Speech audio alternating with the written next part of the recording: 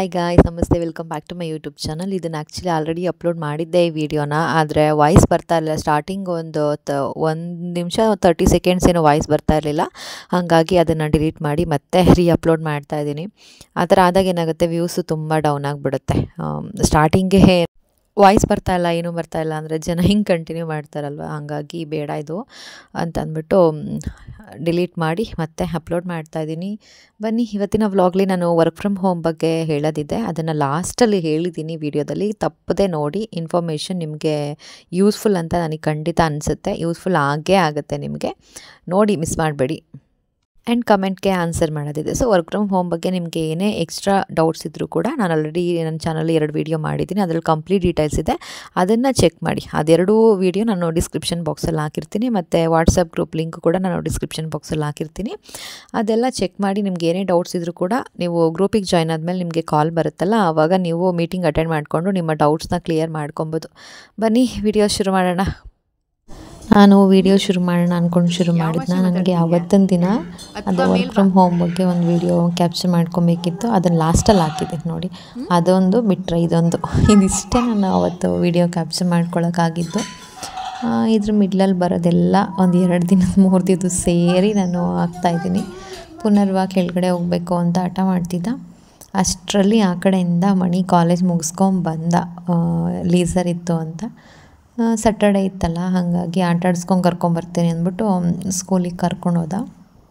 And ಇದು next day video ಅನಿಸುತ್ತೆ. ಇಲ್ಲಿ ಪುನರ್ವ ಹಾಲು ಬೇಕು ಅಂತ ಅಂದ್ಕೊಂಡು ತುಂಬ ಹಠ ಮಾಡ್ತಿದ್ದ. ನೋಡಿ, ಇಲ್ಲಿ ಪಾಯಸ ಮಾಡಿದ್ದೀನಿ ನೋಡು ನಿಂಗೋಸ್ಕರ. ಬಿಸಿ ಪಾಯಸ ತಿಂತೀಯಾ? ಕೊಡ್ತೀನಿ ಬಾ. ಮತ್ತೆ ನೀಂಗೆ ನಾನು ಹಿಂದಿಂದ ಸುತ್ತಿದ್ರೆ ನನಗೇನು ಮಾಡೋಕ್ಕಾಗಲ್ಲ. ನನಗೆ ಕೊಡ್ತೀನಿ, ಕೂತ್ಕೋ. ಒಂದು ಕಡೆ ಕೂತ್ಕೊಂಡ್ರೆ ನಾನು ಕೊಡ್ತೀನಿ. ಕೂತ್ಕೋ ಆಯಿತಾ, ಜಾಣ ಕೂತ್ಕೊ. ನಾನು ಲಾಲ ಪಾಯಸ ಎಲ್ಲ ಕೊಡ್ತೀನಿ ಆಯಿತಾ. ಗಲಾಟೆ ಮಾಡಬಾರ್ದು. ನೀ ಗಲಾಟೆ ಮಾಡಿದ್ರೆ ನನಗೆ ಟೆನ್ಷನ್ ಆಗುತ್ತೆ. ಪುನು ಏನಾಗುತ್ತೆ ಹೇಳು? ಪೂಜಮ್ಮಂಗೆ ಟೆನ್ಷನ್ ಆಗುತ್ತೆ. ಟೆನ್ಷನ್ ಆದರೆ ಪೂಜಮ್ಮ ಬೈತಾಳೆ, ಕೋಪ ಬರುತ್ತೆ ಪೂಜಮ್ಮಂಗೀಗ. ಸಂಜೆ ಸ್ನ್ಯಾಕ್ಸ್ ಅವನಿಗೆ ಬಾರ್ಲಕ್ಕಿನ ಹಾಕಿ ಇವತ್ತು ಮಾಡ್ಕೊಂಡಿದ್ದೆ. ಸರಿ ಥರ ಮಾಡಿಕೊಟ್ಟಿದ್ದೆ. ಅದನ್ನೇ ಪಾಯಸ ಅಂತ ಹೇಳಿ ತಿನ್ಸಿದ್ರೆ ಅವನು ಇಷ್ಟಪಟ್ಟು ತಿಂತಾನೆ. ಹಾಗಾಗಿ ಸುಮ್ಮನೆ ಪಾಯಸ ಮಾಡಿದ್ದೀನಿ ಅಂದ್ಕೊಂಡು ಹೇಳ್ತಿದ್ದೆ. ಆಮೇಲೆ ಪುನರ್ವನ್ನ ಮಲಗಿಸಿದ್ದಾಯಿತು. ಇವಾಗ ನಾನು ರೂಮಲ್ಲಿ ಮಲಗಿಸ್ತಾ ಇಲ್ಲ ಅವನ್ನ. ಅಂದರೆ ನಿದ್ದೆ ಮಾಡೋ ತನಕ ಏನು ಮಾಡ್ತೀನಿ, ಹಾಲಿಗೆ ಕರ್ಕೊಂಬರ್ತೀನಿ. ಹಾಲಲ್ಲಿ ಕರ್ಕೊಂಬಂದು ಅವನು ಹಾಗೆ ತೊಡೆ ಮೇಲೆ ಹಾಕಿ ಹಾಡೆಲ್ಲ ಹೇಳಿ ತಟ್ಟಿ ಮಲಗಿಸಿ ಅವ್ನು ಚೆನ್ನಾಗಿ ನಿದ್ದೆ ಬಂದಮೇಲೆ ಆಮೇಲೆ ರೂಮ್ ಒಳಗಡೆ ಕರ್ಕೊಂಡು ಮಲಗಿಸ್ಕೊತಾ ಇದ್ದೀನಿ. ಏಕೆ ಅಂತಂದರೆ ಅವ್ನ ಪಕ್ಕದಲ್ಲಿ ಮಗ್ಲಲ್ಲಿ ಮಲಗ್ಸೋಕ್ಕೆ ಟ್ರೈ ಮಾಡಿದ್ರೆ ತುಂಬ ಟೈಮ್ ತೊಗೊತಾನೆ. ನನಗಿದೊಂದು ಟ್ರಿಕ್ ಯೂಸ್ ಮಾಡಿದೆ ನಾನು. ತೊಡೆ ಮೇಲೆ ಹಾಕ್ಕೊಂಡು ಮಾಡಿದ್ರೆ ಮಲಗ್ತಾನೆ. ಆಮೇಲೆ ನಮ್ಮದು ರೂಮಲ್ಲಿ ಏನಂದರೆ ಬಲ್ಬು ಆಫ್ ಮಾಡಿದರೂ ಕೂಡ ಒಂದು ಬೆಡ್ ಲೈಟ್ ಎಷ್ಟು ಬರುತ್ತೋ ಅಷ್ಟು ಬರ್ತಾನೆ ಇರುತ್ತೆ. ಆ ಲೈಟಿಗೆ ಅರ್ಧ ಅವ್ನು ಮಲಗಲ್ಲ. ಹಂಗಾಗಿ ಇವಾಗ ಹಾಲಲ್ಲಿ ಕರ್ಕೊಂಬಂದು ಮಲಗಿಸಿ ಆಮೇಲೆ ರೂಮಿಗೆ ಕರ್ಕೊಂಡು ಹೋಗ್ತಾಯಿದ್ದೀನಿ. ಮತ್ತು ಪುನರ್ವಂಗೆ ಸ್ವಲ್ಪ ಇಲ್ಲಿ ವೆದರೆಲ್ಲ ಸ್ವಲ್ಪ ತುಂಬ ಮಳೆ ಅಲ್ಲ ಈ ಕಡೆ, ಹಂಗಾಗಿ ಅಷ್ಟು ದಿವಸದಿಂದ ಏನೂ ಇಲ್ಲ, ಚೆನ್ನಾಗೇ ಇದ್ದ. ಇವತ್ತು ಬೆಳಗ್ಗೆಯಿಂದ ಯಾಕೋ ಸ್ವಲ್ಪ ಉಸಿರಾಡೋದಕ್ಕೆಲ್ಲ ಇದು ಮಾಡ್ತಾನೆ. ಅಂದರೆ ಮೂಗು ಕಟ್ಟಿದಂಗೆ ಆಗಿದೆ ಅವನಿಗೆ.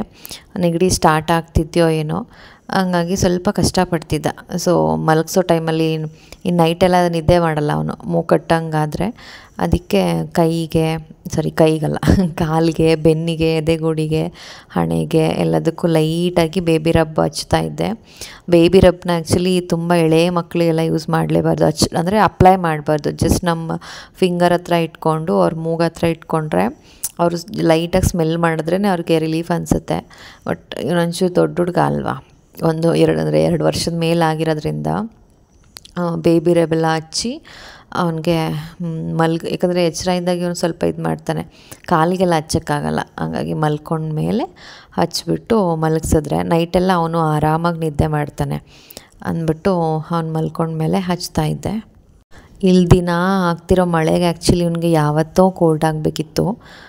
ಬಟ್ ಅಷ್ಟು ದಿವಸದಿಂದ ಆಗದೆ, ಆದರೆ ಹಿಂದಿನ ದಿವಸ ಬೇರೆ ಒಂದು ದೊಡ್ಡದೊಂದು ಐಸ್ ಕ್ರೀಮ್ ತಿಂದ್ಬಿಟ್ಟಿದ್ದಾನೆ. ಮಣಿ ಕರ್ಕೊಂಡು ಹೋಗ್ಬಿಟ್ಟು ತಗೊಟ್ಬಿಟ್ಟಿದ್ದಾನೆ ದೊಡ್ಡ ಐಸ್ ಕ್ರೀಮ್ನ. ಅದಷ್ಟು ತಿಂದ್ಬಿಟ್ಟಿದ್ದಾನೆ. ಸಂಜೆ ಹೊತ್ತು 7 ಗಂಟೆ ತನಕ ಸ್ಕೂಲಲ್ಲಿ ಆಟ ಆಡ್ಕೊಂಬಂದನಲ್ಲ, ಗಾಳಿಗೆ ಆ ಥರ ಆಗಿದೆ ಅವನಿಗೆ. ಆ್ಯಂಡ್ ಇದು ಅದ್ರ ನೆಕ್ಸ್ಟ್ ಡೇ ವಿಡಿಯೋ. ಪುನರ್ವಂಗೆ ಚಿಕ್ಕಿ ಎಲ್ಲ ಖಾಲಿಯಾಗಿ ತುಂಬ ದಿವಸ ಆಯಿತು. ನನಗೂ ಮಾಡೋಕ್ಕೆ ಟೈಮ್ ಆಗಿರಲಿಲ್ಲ, ಅದ್ರ ಕಡೆ ಗಮನನೂ ಕೊಡೋಕ್ಕಾಗಿರಲಿಲ್ಲ ನನಗೆ. ಹಾಗಾಗಿ ಇವತ್ತು ಮಾಡೋಣ ಅಂತಂದ್ಬಿಟ್ಟು ಶುರು ಮಾಡೇ ಬಿಡೋಣ ಅಂತ. ಅವ್ನು ಮಲ್ಕೊಂಡ ತಕ್ಷಣ ಅದು ಏನಾದರೂ ಯಾವ ಕೆಲಸ ಆದರೂ ಪೆಂಡಿಂಗಲ್ಲಿರಲಿ, ಇದು ಮಾಡಿಬಿಡೋಣ ಅಂದ್ಬಿಟ್ಟು ಶುರು ಮಾಡಿದೆ. ಇಲ್ಲಿ ಕುಂಬಳಕಾಯಿ ಬೀಜ ಮತ್ತು ಸೂರ್ಯಕಾಂತಿ ಬೀಜ, ಕಲ್ಲಂಗಡಿ ಹಣ್ಣಿನ ಬೀಜ, ಇದೆಲ್ಲ ಯಾವ್ಯಾವುದು ಐಟಮ್ಸ್ ಬೇಕು ಅದೆಲ್ಲದನ್ನು ಹುರ್ಕೊತಾ ಇದ್ದೆ. ಫಸ್ಟು ಸ್ವಲ್ಪ ಬಿಳಿ ಎಳ್ಳು ಹಾಕ್ಕೊಂಡು ಹುರ್ಕೊಂಡೆ. ಆಮೇಲೆ ಇದು 3 ಬೀಜಗಳನ್ನು ಒಟ್ಟಿಗೆ ಹಾಕ್ಕೊಂಡು ಹುರಿತಾ ಇದ್ದೀನಿ. ಬೇರೆ ಬೇರೆ ಹಾಕ್ಕೊಂಡು ಎಷ್ಟು ಟೈಮ್ ಬೇಕಾಗುತ್ತೆ ಗೊತ್ತಾ, ಇದಿಷ್ಟು ಫ್ರೈ ಮಾಡ್ತೀನಿ ಅದಕ್ಕೆ ಒಟ್ಟಿಗೆ ಹುರ್ಕೊಂಬಿಟ್ಟೆ. ಆಮೇಲೆ ಗೋಡಂಬಿ ಜಾಸ್ತಿ ತಗೊಳ್ಳಿಲ್ಲ, ಅದು ಸ್ವಲ್ಪ ಪಿತ್ತ ಅಂತಾರೆ ಹಾಗಾಗಿ. ಮತ್ತು ಕಡಲೆ ಬೀಜ ಇಷ್ಟನ್ನು ಮತ್ತು ಒಂದೊಂದೇ ಸಪ್ರೇಟಾಗಿ ಹುರ್ಕೊತಾ ಇದ್ದೆ. ಇದಕ್ಕೆ ಆ್ಯಕ್ಚುಲಿ ಕೊಬ್ಬರಿ ಇದ್ದರೆ ಚೆನ್ನಾಗಾಗುತ್ತೆ, ಬಟ್ ನನ್ನ ಹತ್ರ ಕೊಬ್ಬರಿ ಇಲ್ಲ, ಕೊಬ್ಬರಿ ಖಾಲಿ ಆಗಿತ್ತು. ಸಡನ್ನಾಗಿ ಇದನ್ನು ಮಾಡಿಬಿಡೋಣ ಅನ್ನೋ ಪ್ಲ್ಯಾನ್ ಮಾಡಿದೆ. ಈಗ ಊರಿಂದ ನಾಳೆ ಎಲ್ಲರೂ ಬರ್ತಾಯಿದ್ದಾರೆ, ಸೊ ಈಗ ಊರಿಂದ ಎಲ್ಲ ತರ್ತಾರೆ ಇವಾಗ. ತೆಂಗಿನಕಾಯಿ, ಕೊಬ್ಬರಿ, ಇಲ್ಲ ನಾನು ಅಕ್ಕಿ ಹಿಟ್ಟು, ರಾಗಿ ಹಿಟ್ಟು ಅದೆಲ್ಲ ನಾನೇನೂ ಮಾಡ್ಕೊಳ್ಳಲ್ಲ, ಅಂಗಡಿಯಿಂದನೂ ತರಿಸಲ್ಲ. ಊರಿಂದ ಅಮ್ಮ ಎಲ್ಲ ಕೊಟ್ಟು ಕಳಿಸ್ತಾರೆ. ಇಲ್ಲ ನಾನು ಇವನ್ನ ಇಟ್ಕೊಂಡು ಅದೆಲ್ಲ ಸುಮ್ಮನೆ ಹಿಂಸೆ ಕೆಲಸ ನನಗೆ. ಹಂಗಾಗಿ ನಾನು ಇಲ್ಲೇನೂ ಮಾಡಲ್ಲ, ಎಲ್ಲ ತರ್ತಾರೆ. ಹಾಗಾಗಿ ನಾನು ಕೊಬ್ಬರಿನೂ ತೊಗೊಂಡಿರಲಿಲ್ಲ, ಇನ್ನೇನು ಬರ್ತಾರಲ್ಲ ಬಿಡು ಅಂತ. ಕೊಬ್ಬರಿ ತಂದಮೇಲೆ ಮತ್ತೆ ಅದನ್ನು ಒಂಚೂರು ಹುರ್ಕೊಂಡು ಮಿಕ್ಸ್ ಮಾಡ್ಕೊಂಡ್ರೆ ಆಯಿತು ಅಂದ್ಬಿಟ್ಟು ಹಾಗೆ ಮಾಡ್ತಾಯಿದ್ದೆ. ನೆಕ್ಸ್ಟು ಅಗಸೆ ಬೀಜ ಹುರಿಯೋಕ್ಕಿಟ್ಟಿದ್ದೆ, ಅದು ಚಿಟಪಟ ಅಂತ ಆರೋಕ್ಕೆ ಶುರುವಾಯಿತು. ಅದಕ್ಕೆ ತಟ್ಟೆ ಮುಚ್ಚಿಟ್ಟಿದ್ದೀನಿ.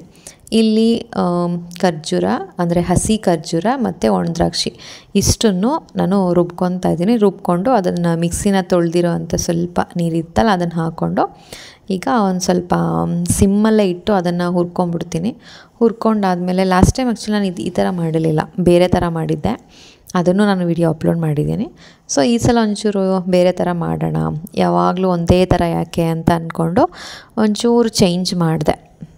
ತುಂಬ ಅಂದರೆ ತುಂಬ ಬ್ಯುಸಿಯಾಗಿಬಿಟ್ಟಿದ್ದೀನಿ ಇವಾಗ. ನಾನು ಶಾರ್ಟ್ಸ್ ಅಪ್ಲೋಡ್ ಮಾಡೋಕ್ಕಾಗ್ತಿಲ್ಲ, ವಿಡಿಯೋ ಪ್ರತಿದಿನ ಒಂದೊಂದು ಮಾಡ್ತಿದ್ದೆ, ಇವಾಗ ಒಂದೊಂದು ದಿನ ಗ್ಯಾಪ್ ಕೊಟ್ಟು ಮಾಡೋ ಥರ ಆಗ್ತಾಯಿದೆ. ಅಷ್ಟು ಬ್ಯುಸಿ ಆಗಿಬಿಟ್ಟಿದ್ದೀನಿ.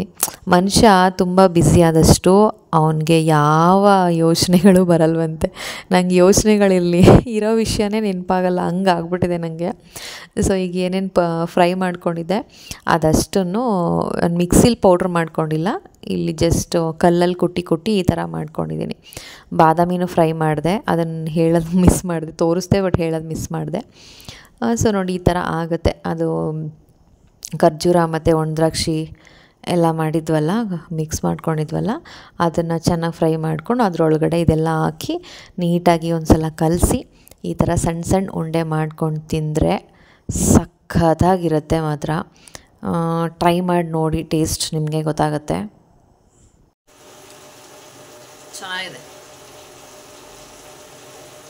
ಬೇಕಿದ್ರೆ ಮಾಡ್ಕೊಂಡು ಟ್ರೈ ಮಾಡಿ. ಚಿಕ್ಕ ಮಕ್ಳಿಗೆ ಅಂತಲ್ಲ, ನಾವು ಕೂಡ ಡೈಲಿ ಒಂದೊಂದು ತಿಂದ್ರೂ ನಮ್ಮ ಹೆಲ್ತ್ಗೆ ಒಳ್ಳೆಯದು ಹಂಗಂತ ನಾನು ಹೇಳ್ತೀನಿ. ಆದರೆ ನಾನೇ ತಿನ್ನೋದು ಕಷ್ಟ, ಮಾಡ್ತೀನಿ ಬಟ್ ತಿನ್ನಲ್ಲ. ಅವನಿಗೆ ಆಗಲಿ ಅಂದ್ಬಿಟ್ಟು ಇಟ್ಬಿಡ್ತೀನಿ. ಅದೇ ನನ್ನ ಪ್ರಾಬ್ಲಮ್, ನಂದು ಅಂತಲ್ಲ, ಆಲ್ಮೋಸ್ಟ್ ಎಲ್ಲ ಅಮ್ಮಂದ್ರ ಪ್ರಾಬ್ಲಮ್ಮು ಇದೆ. ಮಕ್ಕಳಿಗೆ ಅಂತ ಗಮನ ಕೊಡ್ತೀವಿ, ಆದರೆ ನಾವು ತಿನ್ನಲ್ಲ. ಹೋದ್ಸಲಿನೂ ಹಾಗೆ ಅಂದ್ಕೊಂಡು ಮಾಡಿದೆ, ಬಟ್ ಇದು ಈ ಥರ ಮಾಡಿರಲಿಲ್ಲ, ಸ್ವಲ್ಪ ಬೇರೆ ಥರ ಮಾಡಿದ್ದೆ. ಎಲ್ಲ ಅವನಿಗೆ ಕೊಟ್ಟೆ, ದಿನ ಒಂದೊಂದೇ ಕೊಟ್ಟೆ. ನಾನು ತಿನ್ನಲೇ ಇಲ್ಲ, ಬಟ್ ಟೇಸ್ಟ್ ನೋಡೋಕೆ ಒಂದು ತಿಂದಿದ್ನಲ್ಲ ಅಷ್ಟೇ. ಆ ಥರ ಆಗುತ್ತೆ. ದೋಸೆ ಮಾಡಬೇಕು ನಾಳೆ, ಹಾಗಾಗಿ ಅಕ್ಕಿ ರುಬ್ಬೋದಕ್ಕೆ ಹಾಕಿದ್ದೀನಿ. ಹೇಳ್ದಂಗೆ ಕಮೆಂಟ್ಗೆ ಆನ್ಸರ್ ಮಾಡೋದಿದೆ, ಜೊತೆಗೆ ಇನ್ನೇನಿದೆ, ಈ ವೀಕ್ದು ಪೇಮೆಂಟ್ ಪ್ರೂಫ್ ಶೋ ಮಾಡೋದಿದೆ, ತೋರಿಸ್ತೀನಿ. ನೋಡಿ ಈ ಕಡೆ ಹಾಕ್ತೀನಿ ನೋಡಿ, ಆಯಿತಾ? ಇದು ನನ್ನ ಲಾಸ್ಟ್ ವೀಕ್ ಪೇಮೆಂಟ್.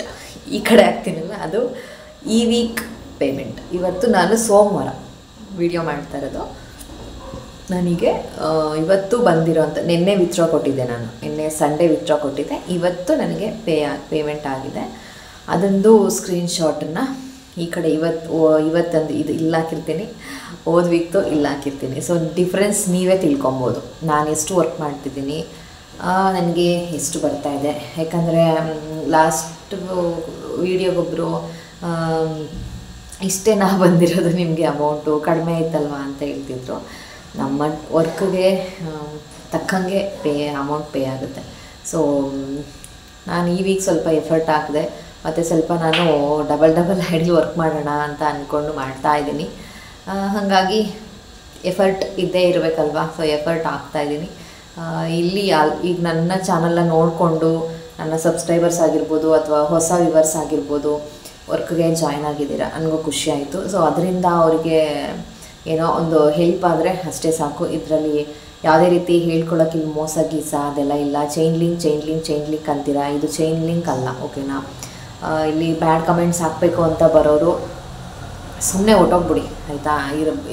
ಕಂಟಿನ್ಯೂ ಮಾಡೋಕ್ಕೆ ಹೋಗಬೇಡಿ, ಈ ವಿಡಿಯೋ ನೋಡೋಕ್ಕೆ ಹೋಗಬೇಡಿ. ಅದು ನಿಮ್ಮ ಒಂದು ಕೆಟ್ಟ ವ್ಯಕ್ತಿತ್ವನ ಅದು ತೋರಿಸುತ್ತೆ. ನೀವು ಹೆಂಗೆ ಕಮೆಂಟ್ ಹಾಕ್ತೀರಾ ಅನ್ನೋದು ನಿಮ್ಮ ಒಂದು ಜನ್ಮ ತೋರಿಸುತ್ತೆ, ನಿಮ್ಮ ಒಂದು ಕ್ಯಾರೆಕ್ಟರ್ ತೋರಿಸುತ್ತೆ, ನೀವು ಬೆಳೆದಿರೋ ವಾತಾವರಣ ಎಂಥದ್ದು ಅದನ್ನು ತೋರಿಸುತ್ತೆ, ನಿಮ್ಮ ಗುಣಗಳನ್ನ ತೋರಿಸುತ್ತೆ. ಅದು ಬಿಟ್ಟು ಇಲ್ಲಿ ಯಾರಿಗೂ ಏನೂ ಲಾಸ್ ಆಗೋಲ್ಲ. ನಾಯಿ ಬೊಗಳತ್ರ ದೇವ್ಲೋಕ ಹಾಳಾಗತ್ತಾ ಅಂತಾರಲ್ಲ, ಹಾಗೆ ನೀವೇನೋ ಬಂದು ಇಲ್ಲಿ ಕಮೆಂಟ್ ಹಾಕ್ಕೊಂಡು ಹೋದರೆ ಅದು ನೀವೇನೋ ಅನ್ನೋದು ಜನಕ್ಕೆ ಅರ್ಥ ಆಗುತ್ತೆ ಅಷ್ಟೇ. ಅದು ಬಿಟ್ಟು ಇಲ್ಲಿ ಯಾರಿಗೂ ಏನೂ ಪ್ರಾಬ್ಲಮ್ ಆಗೋಲ್ಲ. ಅದು ಬಿಟ್ಬಿಟ್ಟು ನೀವು ನಿಮ್ಮದೇನಿದೆ, ನಿಮ್ಮ ಕೆಲಸ ಏನಿದೆ ಅದನ್ನು ಮಾಡಿಕೊಂಡ್ರೆ ಬೆಟರ್ ಅಂತ ನನಗೆ ಅನಿಸುತ್ತೆ. ಹೇಳಬೇಕು ಅನ್ನಿಸ್ತು, ಹೇಳಿದೆ. ಮತ್ತು ಇನ್ನೊಂದು ವಿಷಯ ಏನಪ್ಪ ಅಂತಂದರೆ, ಮತ್ತು ಇಲ್ಲಿ ಹೊಸಬ್ರು ಯಾರಾದರೂ ನೋಡ್ತಾ ಇದ್ದರೆ ಅವರಿಗೆ ಇದು ಏನು ವರ್ಕು ಮತ್ತು ಇದ್ರಲ್ಲಿ ಪೇಮೆಂಟ್ ಮಾಡಬೇಕಾ ಅಂದ್ಕೊಂಡು ಈ ಥರ ನಿಮಗೆ ಎಷ್ಟು ಪೇಮೆಂಟ್ ಬಂದಿದೆ, ನೀವು ಯಾವಾಗ ಜಾಯ್ನ್ ಆಗಿದ್ದು ಅಂದ್ಕೊಂಡೆಲ್ಲ ನೀವು ಕ್ವೆಶನ್ ನಿಮ್ಮ ತಲೆಯಲ್ಲಿ ರೈಸ್ ಆಗ್ತಾ ಇರುತ್ತೆ. ಇದೆಲ್ಲ ಕ್ವೆಶನ್ಗೂ ನಾನು ಆಲ್ರೆಡಿ ಒಂದು ವಿಡಿಯೋ ಮಾಡಿದ್ದೀನಿ. ಆ ವಿಡಿಯೋನ ನೀವು ನೋಡಿದ್ರೆ ಅದಕ್ಕೆ ನಿಮಗೆ ಫುಲ್ ಇನ್ಫಾರ್ಮೇಷನ್ ಸಿಗುತ್ತೆ.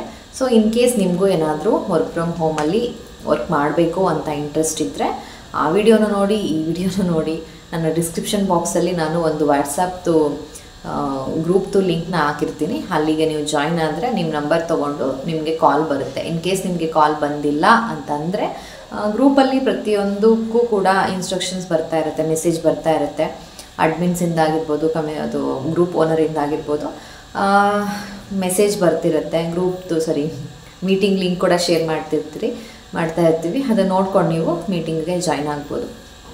ಸೊ ಇಲ್ಲಿ ನಾವು ಏನಕ್ಕೆ ಮೀಟಿಂಗ್ನ ಅಟೆಂಡ್ ಮಾಡಿಸ್ತಾ ಇದ್ದೀವಿ ಅಂತಂದರೆ, ಫಸ್ಟು ನಾವು ಕಂಪ್ನಿ ಬಗ್ಗೆ ತಿಳಿಸ್ಬೇಕು, ವರ್ಕ್ ಏನೋ ಅಂತ ತಿಳಿಸ್ಬಿಟ್ಟು ನಿಮಗೆ ಇಷ್ಟ ಇದ್ದರೆ ಜಾಯ್ನ್ ಆಗ್ಬೋದು, ಇಲ್ಲ ಅಂದರೆ ಬೇಕಾಗಿಲ್ಲ, ಜಾಯ್ನ್ ಆಗೋದು ಬೇಡ, ಆಯಿತಾ.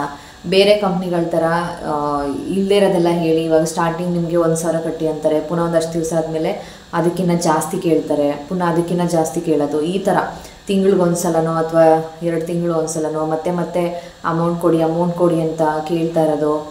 ಈಗ ನನಗೆ ಆ ಕಂಪ್ನಿ ಹೆಸರು ಮೆನ್ಷನ್ ಮಾಡ್ಬೋದೋ ಮಾಡಬಾರ್ದೋ ನಂಗೆ ಗೊತ್ತಿಲ್ಲ. ಈಗ ನನಗೆ ಕಾಲ್ ಬರುತ್ತಲ್ಲ, ತುಂಬ ಜನ ಪಾಪ ಅವ್ರ ಪ್ರಾಬ್ಲಮ್ಸ್ನ ಹೇಳ್ಕೊತಾ ಇದ್ದಾರೆ. ನಮಗೆ ಈಗ ಹೋಗಿ ಸಿಕ್ಕಾಕೊಂಡ್ಬಿಟ್ಟಿದ್ದೀವಿ, ಬರೋಕ್ಕಾಗ್ತಿಲ್ಲ, ಬಿಡಂಗೂ ಇಲ್ಲ. ಕೆಲವರು ಒಬ್ಬರಂತೂ ನನಗೆ ಅರ್ಧ ಗಂಟೆ ಮಾತಾಡಿದ್ರು, ಬರೀ ಅದ್ರ ಬಗ್ಗೆನೇ ಹೇಳಿದ್ರು. ನನಗೆ ಕಣ್ಣು ಮುಚ್ಚಿದ್ರೆ ನಂಗೆ ನಿದ್ದೆನೇ ಬರ್ತಾಯಿಲ್ಲ, ಆ ಕೆಲಸ ನೆನೆಸ್ಕೊಂಡ್ರೆ ನಂಗೆ ನಿದ್ದೆ ಬರ್ತಿಲ್ಲ, ಹಂಗೆ ಮಾಡಿಬಿಟ್ಟಿದ್ದಾರೆ ನನಗೆ ಆ ಕಂಪ್ನಿನಲ್ಲಿ ಅಂದ್ಕೊಂಡು. ಸೊ ಆ ಥರ ಎಲ್ಲ ಇಲ್ಲಿಲ್ಲ, ಆರಾಮಾಗಿ ಮಾಡ್ಬೋದು. ಸೊ ಬೇರೆ ಕಂಪ್ನಿಗಳ ಥರ ಮೆನ್ಷನ್ ಮಾಡೋಕ್ಕೆ ಇಷ್ಟಪಡಲ್ಲ. ಬೇರೆ ಕಂಪ್ನಿಯಲ್ಲಿ ಎಲ್ಲವೂ ಅಲ್ಲ, ಫಾರಿನ್ ಟ್ರಿಪ್ ಅಂತೆ, ಅದಂತೆ ಇದಂತೆ ಅಂತ ಏನೇನೋ ಇಲ್ದಿರೋ ಆಸೆಗಳೆಲ್ಲ ಸ್ವಲ್ಪ ತೋರಿಸಿ ಜಾಯ್ನ್ ಮಾಡ್ಕೊತಾರೆ. ಮತ್ತೆ ಅಮೌಂಟ್ ಕೇಳೋದು ಹೀಗೆಲ್ಲ ಮಾಡ್ತಾರೆ. ಬಟ್ ಆ ಥರ ಇಲ್ಲ. ಸೊ ಅದೇ ಕಾರಣಕ್ಕೋಸ್ಕರ ನಮ್ಮ ಕಂಪ್ನಿಯಲ್ಲಿ ಎಲ್ಲ ಟ್ರಾನ್ಸ್ಪರೆಂಟಾಗಿರಬೇಕು. ಎಲ್ಲದನ್ನು ಫಸ್ಟೇ ಒಬ್ಬ ಮೆಂಬರ್ ಜಾಯ್ನ್ ಆಗ್ತೀನಿ ಅಂತ ಬಂದಾಗ ಅವ್ರಿಗೆ ಆ್ಯಕ್ಚುಲಾಗಿ ಏನಿದೆ ಅದನ್ನು ಫುಲ್ಲು ಡೀಟೇಲಾಗಿ ಹೇಳ್ಬಿಟ್ಟು ಆಮೇಲೆ ಅವ್ರಿಗೆ ಓಕೆ ಇದೆಲ್ಲ ಕಂಡೀಷನ್ಸ್ಗೂ ನನಗೆ ಓಕೆ ಇದೆ, ನಾನು ಒಪ್ಕೊತೀನಿ, ನನಗೆ ಇದು ಕಂಡೀಷನ್ಗೆ ನಾನು ಒಪ್ಕೊಂಡು ನಾನು ಕೆಲಸ ಮಾಡ್ತೀನಿ, ನಾನು ಮುಂದುವರಿತೀನಿ ಅಂತ ಯಾರಿಗೆ ಅನಿಸುತ್ತೆ ಅಂಥವ್ರನ್ನ ಮಾತ್ರ ನಾವಿಲ್ಲಿ ಜಾಯ್ನಿಂಗ್ ತೊಗೊಂಡು ಅಲ್ಲಿ ಬೇಡ್ಕೊ ರಿಫ್ಲೆಕ್ಟ್ ಆಗ್ತಿದೆ ಅಂಥವ್ರನ್ನ ಮಾತ್ರ ನಾವು ಜಾಯ್ನಿಂಗ್ ತೊಗೊತಾ ಇರೋದು.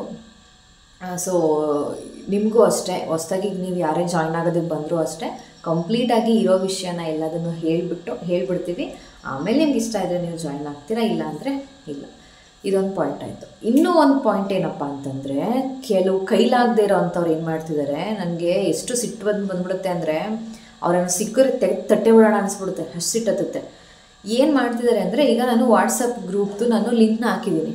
ಅದು ಏನಕ್ಕೆ ಹಾಕಿದ್ದೀನಿ, ಪಾಪ ವರ್ಕ್ ಮಾಡೋರಿಗೆ ಇಂಟ್ರೆಸ್ಟ್ ಇದ್ದರೆ ಬಂದು ಜಾಯ್ನ್ ಆಗಿಬಿಟ್ಟು ಅದ್ರ ಬಗ್ಗೆ ಇನ್ಫಾರ್ಮೇಷನ್ ತೊಗೊಂಡು ಇಷ್ಟ ಇದ್ದರೆ ಜಾಯ್ನ್ ಆಗಲಿ, ಇಲ್ಲ ಬಿಡಲಿ ಅಂತ ನಾನು ಹಾಕಿರೋದು. ಆದರೆ ಕೆಲವ್ರು ಏನು ಮಾಡ್ತಿದ್ದಾರೆ, ಬೇರೆ ಯಾವುದೋ ಕಂಪ್ನಿಲಿ ವರ್ಕ್ ಮಾಡ್ತಿರ್ತಾರೆ, ಅವರಿಗೆ ಲೀಡ್ಸ್ ಬೇಕಿರುತ್ತೆ, ಅಂದರೆ ನಂಬರ್ಸ್ ಬೇಕಿರುತ್ತೆ, ಕಾಂಟ್ಯಾಕ್ಟ್ ನಂಬರ್ಸು. ಸೊ ಅವ್ರೇನು ಮಾಡ್ತಾರೆ, ನನ್ನ ಗ್ರೂಪಿಗೆ ಬಂದಿದ್ದಾರೆ, ಬಂದು ಅಲ್ಲಿಂದ ನಂಬರ್ ತೊಗೊಂಡು ಹೋಗ್ಬೋದಲ್ಲ ಈಸಿಯಾಗಿ. ಸೊ ಈ ಥರ ಕಂತ್ರಿ ಕೆಲಸ ಮಾಡ್ತಿದ್ದಾರೆ. ಬಟ್ ನನ್ನ ಗ್ರೂಪಲ್ಲಿ ಯಾರಿಗೂ ಯಾರ ನಂಬರ್ ಸಿಗಲ್ಲ.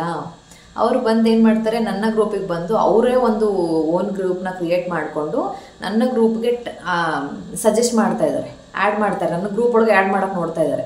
ಬಟ್ ನನ್ನ ಕಮ್ಯುನಿಟಿ ಗ್ರೂಪಲ್ಲಿ ನೀವು ಯಾವ ಗ್ರೂಪ್ನು ತೊಗೊಬಂದು ಆ್ಯಡ್ ಮಾಡೋಕ್ಕಾಗಲ್ಲ. ಅಲ್ಲಿ ರಿಕ್ವೆಸ್ಟ್ ಕೇಳುತ್ತೆ, ಎಕ್ಸೆಪ್ಟ್ ಮಾಡಬೇಕಾ ಬಿಡಬೇಕಾ ಅಂತ. ಸೊ ನಾನು ಯಾಕೆ ಎಕ್ಸೆಪ್ಟ್ ಮಾಡಬೇಕು ಹೇಳಿ ಅದನ್ನು? ನೀವು ಈ ಥರ ಒಂದು ನಿಮ್ಮದು ಯೂಟ್ಯೂಬ್ ಚಾನಲ್ ಇದ್ದರೆ ನೀವು ಒಂದು ವಿಡಿಯೋ ಮಾಡಿ ಹಾಕಿ, ಬರುತ್ತೆ.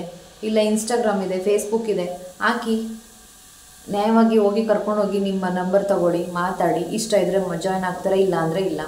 ಅದು ಬಿಟ್ಟು ಇನ್ನೊಂದು ಯಾವುದೋ ಗ್ರೂಪಿಗೆ ಬರೋದಂತೆ ಒಳ್ಳೆ ಕಳ್ಳ ಕೆಲಸ ಇದು. ಇನ್ನೊಬ್ಬರ ಮನೆಗೆ ಕದ್ದು ಹೋಗೋದು ಅಂತಾರಲ್ಲ, ಅದೇ ಕೆಲಸ ನೀವು ಮಾಡ್ತಾ ಇರೋದು. ಅಂಥ ಕೆಲಸ ಏನಾದರೂ ಮಾಡಬೇಕು ಅಂತ ಗ್ರೂಪಿಗೆ ಜಾಯ್ನ್ ಆಗ್ತಿರೋರು ಏನಾದ್ರು ಬಂದಿದ್ದರೆ ಹೊಟ್ಟೋಗ್ಬಿಡಿ ಸೈಲೆಂಟಾಗಿ. ಇಷ್ಟೇ ನಾನು ಹೇಳೋದು. ಓಕೆ, ನಿಮ್ಗೆ ಇದಕ್ಕೂ ಮೀರಿ ವರ್ಕ್ ಬಗ್ಗೆ ಏನಾದ್ರು ಡೌಟ್ಸ್ ಇದ್ದರೆ ನೀವು ಆಲ್ರೆಡಿ ನನ್ನ ಚಾನಲಲ್ಲಿ ವೀಡಿಯೋಸ್ ಇದೆ, ಅದನ್ನು ವೀಡಿಯೋಸ್ನ ನೀವು ಚೆಕ್ ಮಾಡ್ಕೊಬೋದು. ಓಕೆ ಗೈಸ್, ಈ ಬ್ಲಾಗ್ನ ನಾನು ಇಲ್ಲಿಗೆ ಏನು ಮಾಡ್ತಾಯಿದ್ದೀನಿ. ಈ ವಿಡಿಯೋ ಇಷ್ಟ ಆದರೆ ಲೈಕ್, ಶೇರ್ ಆ್ಯಂಡ್ ಕಮೆಂಟ್ ಮಾಡಿ. Thanks for watching.